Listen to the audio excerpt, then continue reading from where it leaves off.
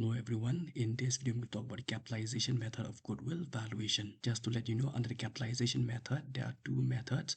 The first one is capitalization of average profit method and the second one is capitalization of super profit method. But in this video we talk only about the capitalization of average profit method. So these are the various steps and formulas to calculate goodwill under this method. So first of all, you have to calculate the average profit, in which the formula is total of profits divided by number of years.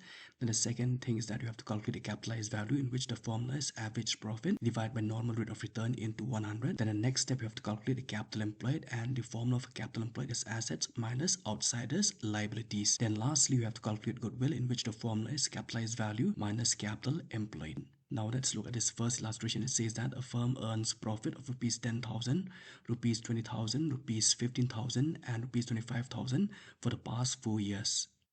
The firm assets amount to rupees 2,60,000 and its outsiders liabilities is rupees 1,20,000. Then the normal rate of return is 10%. You have to calculate the value of goodwill by capitalization of average profit method. So these are the steps of calculation. The first one is that you have to calculate the average profit. The second step, you have to calculate the capitalized value of average profit.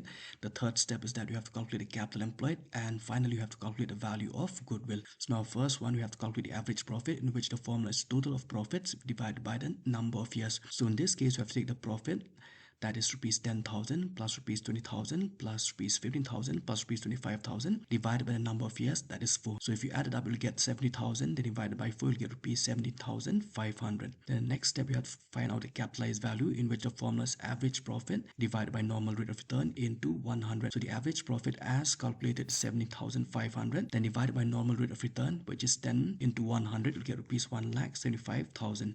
Then the next one is that you have to find out the capital employed, in which the formula is assets minus outsiders liabilities.